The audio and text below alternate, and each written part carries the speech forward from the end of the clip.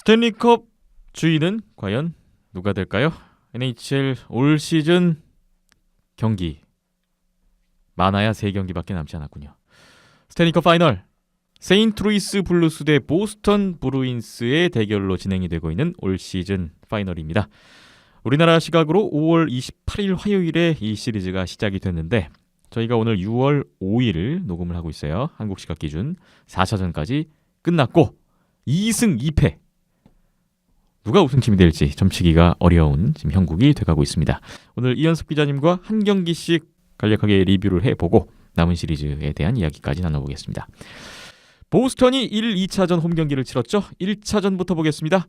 보스턴이 0대2로 뒤지던 경기를 뒤집고 최종 스코어 4대2로 역전승을 거뒀었는데 보스턴 역시 파워플레이 골이 이날도 동점골 중요한 역할을 했네요. 브래드 마샨드 선수 또 골 넣었어요. 24승 1패. 브래드 마샨드가 골을 넣으면 그 플레이오프 경기는 이긴다. 보스턴의 그 승률은 계속 이어졌습니다. 보스턴이 1차전을 승리했는데 NHL 스탠리컵 파이널 역사에서 1차전을 이긴 팀의 우승 사례는 총 79회 중 61회. 퍼센티지로 따지면 77.2%군요. 이 높은 퍼센티지를 안고 가는 보스턴이었고요. 보스턴이 플레이오프 8연승을 이어갔던 1차전이었습니다. 홈 경기 0대2로 뒤집었던 경기. 보스턴으로서는 의미가 있는 1차전 승리였던 것 같습니다. 예, 뭐 전반적으로 이제 시리즈를 짚어드리기 전에 이번 스탠리컵 결승전은 경기를 더욱 잘 풀어간 팀이 이기는 좀 정직한 결과가 계속 나오고 있어요. 그러니까 원래 보통 축구라든지 하키 같은 경우에는 아무리 뭐 점유율이 우세를 한다고 하고 결과적으로 누가 더 경기를 잘 풀어 뭐 어제 사실 한일전 그랬잖아요. 일본에서도 그랬죠. 그죠. 어저께 당장 뭐 아주 가까운 예시로 언더 20 월드컵 점유율이 다가 아니다. 일본이 경기는 잘 풀었지만 결국 골 못 넣었지만 한국은 좀 역습하다가 한 골 딱 넣고 굉장히 좋은 타임이 딱 나오면 이기잖아요. 그런 느낌의 경우가 이제 축구나 하키 같은 케이스는 사실 드문드문 나오는 편이긴 합니다. 그런데 이번 결승전 같은 경우에는 4경기까지 해서 그런 경우가 한 번도 없었어요. 잘한 팀이 그 경기는 이긴다. 그렇죠. 그 경기를 잘한 팀이 이기는 좀 정직한 느낌으로 나오게 됐고요. 그럼 1차전은 보스턴이 잘했다는 말씀이시네요. 그렇죠. 1차전 같은 경우에는 보스턴의 사라인이 좀 빛을 발한 경기이지 않나 싶습니다. 저는 사실 세인트루이스 사라인이라고 할 수 있는 3명의 선수가 세인트루이스 후반기도 그렇고 플레이오프도 그렇고 이 상승세의 정말 축이라고 해도 과언이 아닐 정도로 좋은 모습을 보여줬던 선수들이라고 생각을 했기 때문에 3, 4라인의 깊이 대결로 가면은 무조건 세인트루이스가 유리할 것이다라고 봤는데 1차전부터 완전히 반대 결과가 나오고 말았습니다. 사실 어떻게 보면 4라인 대결 부분에서 오히려 보스턴이 이점을 살리는 그런 결과가 나왔기 때문에 경기를 잡은 게 사실 시사하는 바가 굉장히 컸다라고 말씀을 드릴 수 있을 것 같아요. 물론 뭐 스코어가 0대2에서 역전이 나왔고 파워플레이에서 한 골이 나온 부분도 물론 굉장히 중요한 역할을 차지했지만 4라인 대결에서 승리를 거뒀다. 깊이 대결에서 보스턴이 이겼다라는 부분이 전 좀 더 크지 않나 싶고요. 실제로 득점한 선수들을 보시면 3라인 수비수인 클립턴 선수 그리고 4라인 공격수인 커렐리 선수가 팀의 클립턴 선수의 만회골 그리고 커렐리 선수의 결승골이 나오면서 깊이 자원에 기여가 있었습니다. 근데 커렐리 선수가 예전부터 굉장히 이제 좀 큰 경기라든지 경기의 중압감이 있는 부분에서 마무리를 하는 모습이 상당히 많이 나왔습니다. 그래서 정규 시즌이랑 플레이오프 합쳐서 12골밖에 넣지 못했거든요. 그런데 결승골이 5골입니다. 이 선수. 4라인 공격수인으로 영양가가 아주 대단하군요. 정말 뭐 대단한 선수고 뭐 영양사들이 아주 좋아할 만한 선수들이죠. 그런 선수인데 승부처에서 어쨌든 강한 모습을 보이는 4라인이 1경기에서 이제 모습을 보여줬다. 이런 부분이 보스턴이 1차전을 잡을 수 있었던 가장 큰 원인이지 않나 싶습니다. 커렐리 선수가 또 한 번 중요한 골을 넣으면서 보스턴이 1차전을 가져갔고 이 시리즈를 리드하기 시작했습니다. 커렐리 선수가 윈터 클래식에서도 이 선수 결승골을 넣었던 선수예요. 스타성이 있는데요. 뭐 그런 부분을 보셔도 어떻게 보면 또 중요한 경기에서 또 본인의 모습을 그대로 또 보여주는 활약을 했습니다. 그렇군요. 이어서 2차전이 역시 보스턴에서 치러졌습니다. 2차전은 좀 더 접전이었는데요. 1피리어드에서만 2골씩을 주고받았던 양팀이었어요. 2대2 스코어로 연장에 들어갔고요. 연장에서 칼 군나르손 선수의 골든골이 터졌습니다. 세인트루이스가 결국 3대2로 역전승 시리즈 전적 1승 1패 동률을 만들었습니다. 세인트루이스 이 승리가 의미가 큰 게 스탠리컵 파이널 통산 13전 전패 끝에 파이널 14번째 경기 만에 구단 역사상 첫 승을 올렸어요. 1968, 1969, 1970년 오래전 일이죠. 그 당시에 컵 파이널에 올라갔을 때는 3년 다 모두 4판 내리지면서 수입패를 당했었는데 그때 상대가 몬트리올이 2번 있었고 1970년 상대가 또 보스턴이었어요. 예. 파이널 사상 첫 승 세인트루이스가 올렸고 보스턴은 플레이오프 8연승이 마감됐던 2차전이었습니다. 시리즈의 균형을 맞췄다는 거. 그다음에 뭐 구단 역사상 파이널 첫 승. 여러 가지로 세인트루이스로서는 이 승리 자체는 좀 컸네요, 의미가. 예, 이번 같은 경우에는 세인트루이스의 강점이라고 할 수 있는 수비진의 득점 지원 이런 부분에서 강점을 보였기 때문에 세인트루이스가 승리를 거둘 수 있었다. 고요약을 드릴 수 있을 것 같네요. 예. 근데 사실 2차전 같은 경우에는 이제 블루스가 한번 지면은 거기에 대한 대응은 참 잘해오는 팀입니다. 예전부터 이제 서부 결승전에서도 참 그런 경우를 많이 느낀 것 같고, 그리고 진 경기에서 그다음 뭐 서력을 하는, 그러니까 똑같은 느낌으로 계속 지는 느낌은 별로 없었는데 이번에도 그런 강점이 그대로 드러나는 2차전이었어요. 예. 사실 경기력 자체가 세인트루이스가 훨씬 좋았고 슈팅수 뭐 비교해 보시면 37대 23입니다. 거의 뭐 사실 뭐 2배 차이라고 봐도 뭐 과언이 아니죠. 뭐 거의 사실 굉장히 많이 차이가 난다라고 보시면 될 것 같고, 경기력 자체가 상당히 훌륭했기 때문에, 근데 뭐 결과는 한 점 차 승리였습니다만은 어쨌든 승리를 했어요. 예. 이번 승리에서 어쨌든 세인트루이스가 앞선 부분은 수비진에서 좀 큰 차이, 공격 부분, 득점 부분에서 큰 차이를 만들어낸 부분인데, 세너제이전에서도 이제 볼투저 선수가 참 기대 안 했는데 좀 중요한 골을 넣으면서 경기를 잡은 적이 있었는데 볼투저 선수가 또 득점을 하는데 성공을 했고요. 예. 세인트루이스 굉장히 이제 오래 활약했던 카를 군나르손 선수가 통산 첫 플레이오프 골을 이 결승골 야. 로 이제 장식을 하면서 좀 뜻깊은 선수 생활에 이런 뜻깊은 상황을 맞이를 인생골이죠, 했네요. 뭐 이거. 진짜 인생골이라도 해도 과언이 아니고요. 예. 행여 진짜 여기서 졌다라고 하면은 이 감당이 안 되거든요. 그런 부분을 생각해 보시면 더 중요한 골이라고 할 수 있을 것 같고요. 예. 보스턴 입장에서 좀 아쉬운 부분은 진 건 뭐 질 수는 있잖아요.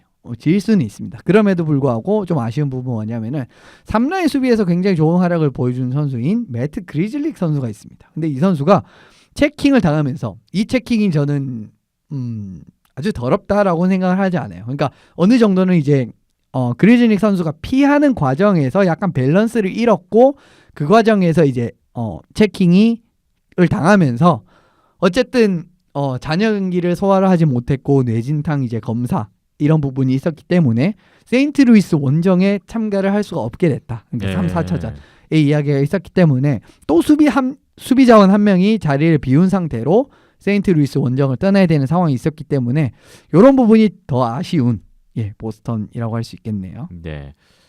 보스턴으로서는 또 진 거 이상으로 또 근심거리가 하나 늘어난 2차전 결과였던 것 같고요. 이 시리즈 1승 1패를 기록한 가운데 장소를 옮기게 됩니다. 이제 세인트루이스가 3, 4차전 홈 경기를 치르게 되는데요. 3차전 이야기 이어가 보겠습니다. 3차전은 스코어 차이가 많이 났어요. 보스턴이 1피리어드에서만 3골을 넣었고요. 2피리어드 시작하자마자 4대0까지 앞서가면서 세인트루이스를 일찌감치 그냥 휘어잡았네요. 틈을 주지 않았습니다. 이날 또 놀라웠던 게 보스턴이 파워플레이 골만 무려 4골을 넣었습니다. 최종 스코어 7대2 보스턴의 완승으로 끝났는데요. 보스턴이 원정 경기 잡고 2승 1패로 다시 시리즈의 주도권을 잡았던 결과였습니다. 와, 파워플레이 골이 4골. 보스턴의 파워플레이가 역시 무섭다라는 걸 또 한 번 느낀 경기였어요. 그죠. 지금 플레이오프에서 36%에 가까운 이제 이 파워플레이 성공률인데, 이게 플레이오프 통산으로 봐도 거의 2위 정도의 수준이라고 하더라고요. 그만큼 정말 대단한 파워플레이인데, 이 3차전은 세인트루이스가 보스턴의 파워플레이를 제어를 할 수가 없었습니다. 사실 얼마나 이제 지금 보스턴의 파워플레이가 강한지를 보여준 결과라고 할 수가 있고, 파워플레이 4번 기회에서 4번 슛을 만들었는데 4골을 넣었어요. 야. 여기서 끝난 겁니다, 이야기가. 사실 뭐 매번 말씀드리지만 2골만 넣어도 이기는데 4골을 넣었어요. 끝난 거죠. 그러니까 뭐 사실 뭐 더 볼 필요도 없다라고 말씀을 드릴 수가 있을 것 같고요. 정말 뭐 귀신 같은 결정력이 딱 이제 맞는 표현이라고 할 수 있을 것 같습니다. 예. 근데 사실 이 뭐 파워플레이 이 강력한 파워플레이를 과시한 점도 있는데 이게 또 의미가 있는 부분이 뭐냐면은 세인트루이스가 플레이오프 내내 페널티를 그렇게 많이 범하는 팀이 아닙니다. 지금 1라운드에서 3라운드까지 41번 범했는데 지금 결승 4경기에서만 16번을 범했어요. 예. 이 정도로 이제 페널티를 많이 범하는 부분은 그리고 1, 3라운드에 지금 7차전 2번 했죠. 7차전 1번 했죠. 예. 그런 부분도 있고 6차전 2번 6차전 2번 했고요. 그러니까 경기 수도 적지 않았습니다. 그런 걸 감안을 하시면은 41번이 그렇게 많은 건 아니에요. 41번이 그렇게 많은 건 아닙니다. 그런데 결승 4경기에서 16번을 했다는 거예요. 그런 부분은 확실히 보스턴이 세인트루이스의 경기 흐름을 많이 틀었다라는 부분. 세인트루이스가 보스턴을 상대로는 페널티가 늘어나고 있다는 점. 그렇죠. 예, 상당히 보스턴 경기 운영을 잘하고 있다라는 부분은 이런 부분에서도 보실 수 있을 것 같고요. 예. 세인트루이스 같은 경우에는 순드크비스트 선수가 결국 그리즐릭 선수의 체킹으로 인해서 한 경기 결장을 당했단 말이에요. 그런데 이 선수가 결장을 하면서 제일 좋은 조합이었던 4라인 조합의 선수 중 한 명이거든요. 순드크비스트 선수가. 근데 이 선수가 나가면서 제일 좋은 조합을 보여줬던 라인이 깨지게 됐습니다. 예. 그러면서 이 빈틈을 만회하지 못한 부분이 굉장히 팀의 패배의 큰 원인이 됐다라고 할 수가 있고요. 순드크비스트와 바르바쇼프 선수는 페널티 킬링에서도 1번 쪽으로 나온 선수들입니다. 그런데 이 선수들 중에 한 명이 나갔다라는 부분에서 페널티 킬링에서도 구멍이 생기면서 결과적으로는 경기를 지고 말았네요. 순드크비스트 선수의 결장이 또 많은 파워플레이 골 실점으로 이어졌다라고도 볼 수가 있는 요소군요. 예, 뭐 사실 비닝턴 선수도 사실 무너진 부분이 있지만 비닝턴 선수가 무너진 부분은 뭐 드문드문 있었습니다. 이전 3라운드에도 한 번 있었고요. 이런 부분을 생각해 보시면 그거는 한 경기 정도 무너질 수 있다라고 보는데 저는 결과적으로 순드크비스 선수가 징계로 인해서 못 나온 부분이 페널티 킬링에서도 굉장히 큰 영향을 미쳤다고 보고 4골을 허용하면서 3차전을 내줄 수밖에 없었던 그런 결과를 맞이하게 됐다라고 생각을 해요. 네. 이어서 양팀의 4차전 역시 세인트루이스 홈 경기로 치러졌습니다. 4차전은 세인트루이스가 먼저 앞서가면 보스턴이 바로 따라잡는 양상으로 2피리어드까지 스코어 2대2로 진행이 됐었는데요. 3피리어드 중반에 갈렸습니다. 세인트루이스가 그 선제골을 넣었던 라이언 오라일리 선수의 골로 3대2 다시 리드를 잡았고요. 마지막에 브레이든 슈엔 선수의 엠티넷 골이 이어지면서 최종 스코어 4대2로 세인트루이스가 승리를 거두고 시리즈 전적 2승 2패 다시 동률을 만들었습니다. 3차전에서 저는 눈에 띄었던 게 그 3차전 파워플레이 골 4실점했던 세인트루이스가 4차전에서는 파워플레이 골을 한 골도 내주지 않았다는 점. 이도 달라진 면을 또 확인할 수가 있었던 4차전 경기였습니다. 4차전 어떻게 보셨습니까? 복귀한 사라인의 활약이 역시 있었기 때문에 가능했던 승리라고 저는 생각을 하는 이유가 뭐냐면은 세인트루이스 사라인에서 뛰는 선수는 바르바쇼프, 순드크비스트, 스탠 선수입니다. 요 세 명이 사실 이 경기에서 정말 종횡무진 활약하면서 승리를 만들어냈다고 해도 과언이 아니에요. 예. 4차전 같은 경우에는 세인트루이스의 사라인이 보스턴의 1라인과 적극적으로 매치를 하면서 이제 경기가 치러졌어요. 그런데 매치업에서 전혀 밀리지 않았습니다. 진짜 전혀 밀리지 않았어요. 보스턴의 1라인을 상대로도 전혀 밀리지 않았고 결과적으로 1라인에서 그렇게 누수가 없었기 때문에 승리를 할 수 있었다라고 할 수가 있고요. 물론 보스턴의 1라인 두 선수가 1어시스트를 기록을 하긴 했지만 스페셜 팀에서 나온 상황이었다라는 점. 그러니까 5대5 상황이 아니라는 점이죠. 쇼트헤드 골 상황이었어요. 그렇죠. 그렇기 때문에 좀 다르다고 보시면 될 것 같고요. 4라인 1라인 선수를 잘 막아주게 되면서 물꼬가 트인 라인이 어디였나라고 하면은 라이언 오라일리 선수가 지키던 라이언 오라일리 선수가 지금 거의 한 3라인 비슷하게 나오고 있습니다. 출장 시간은 많지만 역할상으로는 그렇게 나오고 있는데 결과적으로 오라일리 선수의 활약이 상당히 좋았다라고 할 수 있을 것 같네요. 43초 만에 골을 넣고 결승골까지 본인의 선으로 만들어내면서 지금 굉장히 안정적인 활약을 또 심어줬기 때문에 승리를 차지할 수 있었고요. 세인트루이스 같은 경우에는 빈스 던 선수가 부상에서 돌아왔습니다. 이러면서 예전에 이제 그 세인트루이스가 후반기 상승세 그리고 플레이오프 상승세를 이어갔었던 그 수비 조합이 그대로 갖춰지게 됐습니다. 이러면서 퍼 군반이라든지 세인트루이스의 수비 조합 같은 부분에서 도움이 주게 됐고요. 던 선수의 첫 골에 좀 기여를 하는 모습이 나오면서 2차전과 마찬가지로 수비진에서도 차이점을 만드는 데 성공을 하면서 어떻게 보면 세인트루이스가 전반적으로 경기를 여러모로 잘 풀어나갔다라고 할 수 있을 것 같네요.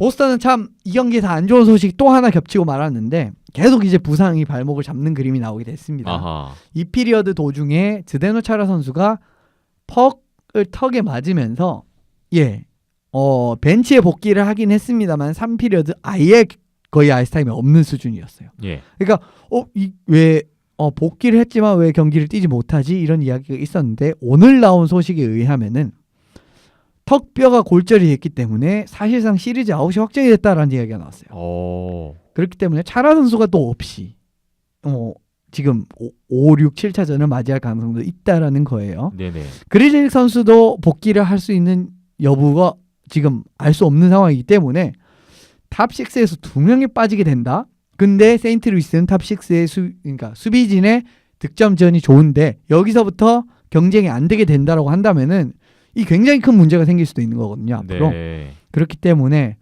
차라 선수의 공백을 누가 메울 수 있을지 그리고 그리즐릭 선수가 5, 6, 7차전에 합류할 수 있을지 이런 부분도 앞으로의 시리즈에 굉장히 큰 분위기를 좌우할 이런 상황이라고 봅니다. 보스턴 주장 zdeno 차라 선수가 남은 경기를 뛸 수 없다는 점. 이것도 좀 큰 변수가 될 수 있지 않을까 생각이 됩니다. 뛰지 못할 가능성이 굉장히 크다라는 보도가 오늘 나오게 됐기 때문에 예. 진짜 행여 못 뛰게 된다면은 진짜 큰 문제가 될 수도 있죠. 네. 이제 이 두 팀의 파이널 시리즈는 3경기가 남았는데 5차전, 7차전은 보스턴이 홈 경기를 갖고 6차전은 세인트루이스가 홈 경기를 갖습니다. 일정은 이제는 이동을 해야 되기 때문에 또 한 경기하고 이틀 쉬고 한 경기하고 이런 식이에요. 한국 시각으로 6월 7일 금요일에 5차전 예정돼 있고요. 6월 10일에 6차전, 6월 13일에 7차전 이렇게 잡혀 있습니다. 3경기 중에 2경기 이기는 팀이 최종 승자가 될 텐데. 그렇죠. 이현숙 기자님, 시리즈 시작하기 전에는 보스턴의 우세를 점치셨는데 현재 생각 어떠십니까? 저는 아직도 보스턴이 조금 더 유리하다고 생각하는 이유는 뭐냐면은 결과적으로 아이스하키는 한 발 앞서 나간 팀이 무조건 유리할 수밖에 없는 시스템입니다. 왜 그러냐면 사실 한 경기를 보셔도 그런 느낌을 받으실 경우가 많다라고 저는 생각을 해요. 1피리어드 앞서 나간 팀이 1피리어드 특정 전술을 막지 못해서 A팀이 앞서 나갔습니다. 그러면은 2피리어드에는 B팀이 거기에 어느 정도 대응을 하면서 따라가는 느낌이 나오면서 2피리어드는 조금 더 이제 B팀이 앞서 나가고 그런데 거기에 다시 3피리어드에는 A팀이 대응책을 가져오면서 승리를 하는 경우를 굉장히 많이 보실 수가 있어요. 그런데 이번 파이널 시리즈는 어떻게 나가고 있죠? 1차전 승리, 보스턴 승리, 2차전은 세인트루이스가 어느 정도 만회를 했다라고 하면은 3차전은 또다시 보스턴이 앞서 나가고 그리고 4차전은 또 세인트루이스가 만회를 하는 그림으로 나가고 있기 때문에 저는 아직도 보스턴이 조금 더 유리하다라고 생각을 하는 겁니다. 사실 4차전에서 이길 수 있는 원인은 결과적으로 그 4라인을 1라인으로 매치를 시켰던 그 간극을 메우지 못한 부분이 큰데 5차전에는 분명히 이 4라인에 대한 대비책을 보스턴에서 들고 올 거란 말이에요. 그런데 이 부분이 또 보스턴의 승리로 나타나게 된다면은 물론 승리로 나타나지 않을지는 아직은 알 수가 없습니다만은 대응책을 찾아서 나오게 된다면은 또 보스턴이 한 발 앞서 나가는 그림이 되게 되거든요. 그러면 또 6차전에서 세인트루이스가 행여나 정비를 해서 한 걸음 따라 붙는 그림이 되더라도 또 보스턴이 주도권을 가지고 갈 수 있는 상황이 될 수 있다라는 거죠. 그리고 차라 선수가 한 경기 나간 부분은 이전에도 한번 경험을 해봤던 겁니다. 그렇기 때문에 이런 부분도 어느 정도 무게가 실릴 거기 때문에 아직도 저는 보스턴이 조금 더 유리한 것은 사실이라고 생각을 해요. 보스턴이 대응책을 잘 찾아올 것이다. 그렇죠. 라는 입장이세요. 계속 한 발씩 앞서가지 않을까라는 게 제 생각인데 물론 세인트루이스가 이겼으면 좋겠다는 생각도 있습니다. 왜냐하면 너무 최근에 참 그래도 2011년 정도면 최근에 우승한 거잖아요, 보스턴이. 8년 만에 우승 도전이에요? 그렇죠. 지금 사실 그때 선수들도 남아 있고 베르제롱이라든지 마샨트 선수는 그때도 우승했던 선수들이거든요. 근데 남아 있는데 세인트루이스 이게 물먹은 기억밖에 없는 이 팀이. 그렇죠. 사상 첫 우승이 될 건데. 그렇죠. 한번 우승을 해봐야 되지 않나 싶은데 그래도 더 강팀이 이기는 게 맞는 거고요. 그런 그림에서는 아직까지는 좀 더 보스턴이 유리하지 않나라고 저는 생각을 합니다. 저는 8주 전부터 세인트루이스를 밀고 있는 입장에서 조금 다른 생각을 갖고 있는데 3차전 이렇게 대패를 했는데 저는 4차전이 굉장히 중요하다고 봤거든요. 근데 4차전을 이렇게 잡았다. 그리고 오늘 말씀 주신 내용 들어보니까 보스턴은 지금 부상 선수들이 계속 속출하고 있고 그렇죠. 세인트루이스는 점점 뭔가 좀 스쿼드를 갖춰가고 있는 분위기였고 그리고 4차전에 또 파워플레이 골을 내주지 않았다는 부분, 이 페널티, 이 스페셜 팀에서도 뭔가 해법을 찾은 게 아닌가. 저는 여러 가지로 종합해봤을 때 이 4차전 승리 흐름을 봐서는 이 흐름이면 세인트루이스가 5차전, 6차전 연승을 할 수 있지 않을까. 그런 생각이고요. 사실 지난 그 라운드들 돌아보면 세인트루이스가 1라운드부터 3라운드까지 이번 파이널까지 시리즈를 리드해 간 적이 거의 없어요. 계속 먼저 내주고 따라가고 먼저 내주고 따라가고 이러다가 결국 6, 7차전의 승부를 보는 거거든요. 뭐 그런 흐름을 쭉 이어져 왔던 세인트루이스다 보니까 저는 계속 밀고 있습니다. 세인트루이스 가능하다. 4차전 승리 희망을 봤다. 지켜보겠습니다. 이제 정말 며칠 안 남았네요. 몇 경기 안 남았고 다음 회에 저희가 최종 결과를 들고 또 말씀을 나눌 것 같은데 결과를 주목해 보겠습니다. 비하인드넷 201회 잠시 후에는 국내 하키 이야기 풀어보겠습니다.